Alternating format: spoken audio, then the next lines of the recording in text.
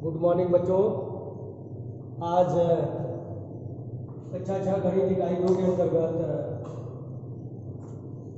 आगे के टॉपिक को बताएंगे।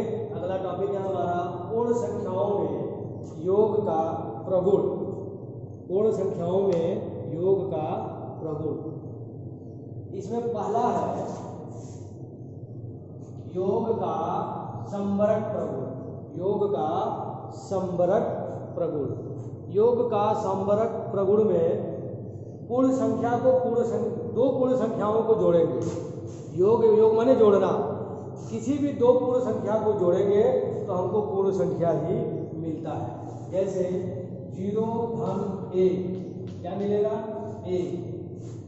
2 धन 3 क्या मिला? 5। 6 धन 9 15।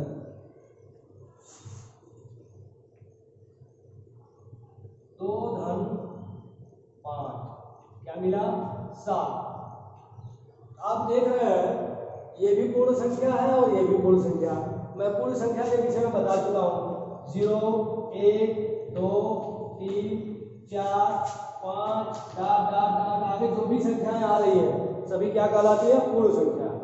तो किसी भी दो पूर्ण संख्या को अगर आप जोड़ते हैं तो क्या मिलता है? देखिए कोई भी 0 भी क्या है? पूर्ण संख्या। 1 क्या है? पूर्ण संख्या। दोनों को जोड़ दिया जाए तो क्या मिला? 1 भी क्या है? पूर्ण संख्या। 2 क्या है? पूर्ण संख्या। 3 भी पूर्ण संख्या। दोनों को जोड़ेंगे तो क्या मिला? 5 भी क्या है? पूर्ण संख्या। 6 भी क्या है? पूर्ण संख्या। और 9 भी क्या है? पूर्ण। दोनों को जोड़ेंगे 15 आएगा। 15 भी क्या होगा? पूर्ण संख्या, क्योंकि आगे इसके मिलेगा। ऐसे ही 2 धन 5, 2 भी पूर्ण संख्या है और 5 भी पूर्ण संख्या है। इसको भी जोड़ा गया तो क्या मिला? 7। वो भी क्या है? पूर्ण संख्या। अर्थात दो पूर्ण संख्याओं का योगफल सदैव क्या होगा? पूर्ण संख्या होता है। दो पूर्ण संख्याओं का योगफल सदैव पूर्ण संख्या होता है। यह पूर्ण संख्याओं के योग का संवरक प्रगुण है। जैसे में आप ये एग्जाम्पल अपना दे सकते हैं। जैसे ये देखिए, ये भी दोनों पूर्ण संख्या है, जोड़ने के बाद क्या मिला? पूर्ण संख्या।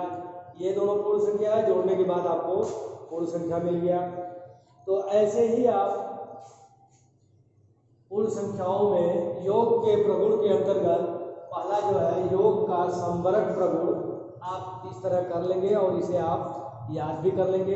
इसके आगे है योग का क्रम विनिमय नियम। योग का क्रम विनिमय नियम, ये आ गया होगा आपका योग का संवरक प्रगुण। अगला है योग का क्रम विनिमय नियम। योग का, अब आप इसे नोट कर लिए होंगे, इसे मिटाते हैं।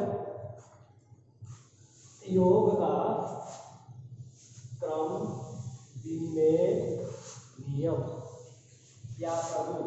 योग का क्रम विनिमय प्रगुण या उसको कहेंगे योग का क्रम विनिमय नियम।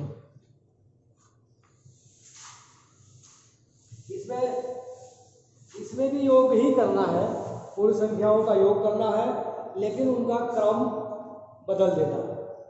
जैसे 2 धन 3 जोड़ लिया जाए, क्या इसको करेंगे? 3 धन 2। 2 धन 3 करेंगे तो मिलेगा 5। 3 धन 2 करेंगे तब भी मिलेगा 5 ही मिलेगा। यानी दो पूर्ण संख्याओं का क्रम विनिमय नियम जो है, योग का क्रम विनिमय जोड़ेंगे तो वही पूर्ण संख्या मिलेगी। जैसे 2 और 3 को जोड़े तो 5 मिला, फिर क्रम बदल दिया गया, 3 और 2 को जोड़े तब भी क्या मिला? 5। या दूसरी कोई पूर्ण संख्या ले लीजिए, 1 धन 3 और इसको लिख सकते हैं 3 धन 1।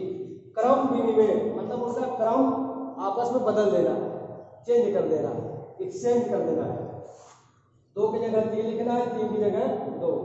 यहाँ पहले 2 था तो इधर पहले 3 हो गया। ऐसे ही क्रम बदल के जोड़ना है। यहाँ भी देखिए 1 धन 3 करेंगे तो 4 मिलेगा, यहाँ भी क्या है 4, 3 धन 1 मिलेगा तो कितना हो जाएगा 4। ऐसे ही आप और कोई एग्जाम्पल ले लीजिए, 1 धन 6 या 6 धन 1, ये हो जाएगा आपका 7, 1 धन 6 बराबर 7, 6 धन 1 बराबर 7। ऐसे कई उदाहरण आपको मिलेंगे, आप अपने से इसको कर भी लेंगे उदाहरण देकर। आप देख रहे हैं यानी पूर्ण संख्याओं के योग करने पर उनका क्रम बदल रहे हैं तो पुनः वही मिल रहा है, यानी योग का क्रम विनिमय प्रगुण के अंतर्गत आप देखेंगे कि जो पूर्ण संख्याओं का जो योगफल प्राप्त हो रहा है कुछ मिलेगा और फिर उनका क्रम बदलने पर उनका योग करते हैं तो वही मिलता है। अर्थात हमारा ये हो जाएगा दो पूर्ण संख्याओं के योगफल पर संख्याओं के क्रम का कोई प्रभाव नहीं पड़ता है। चाहे 1 धन 6 करें तब भी 7 आएगा, चाहे 6 धन 1 करेंगे तब भी 7 आएगा, यानी उनका क्रम बदलने पर हमारे पूर्ण संख्याओं के योगफल पर कोई प्रभाव नहीं पड़ता है। अर्थात दो पूर्ण संख्याओं के योगफल पर दो पूर्ण संख्याओं के योगफल पर संख्याओं के क्रम का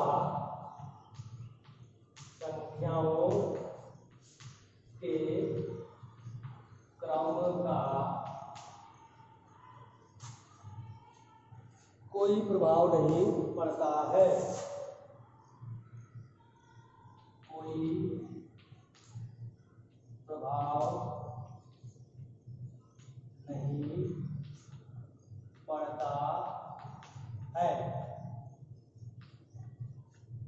उदाहरण के तौर पर आप इसको नोट कर लेंगे। 1 2 3 ये उदाहरण में समझा दिया। और योग का क्रम विनिमय प्रगुण यानी दो पूर्ण संख्याओं के योगफल पर संख्याओं के क्रम का कोई प्रभाव नहीं पड़ता है। आपको उदाहरण देकर मैं समझा दिया हूँ। अब आप इसे भी कर लेंगे और इसे याद भी कर लेंगे। अब आप नोट कर चुके होंगे। यहीं पे हम अब समाप्त करते हैं। धन्यवाद।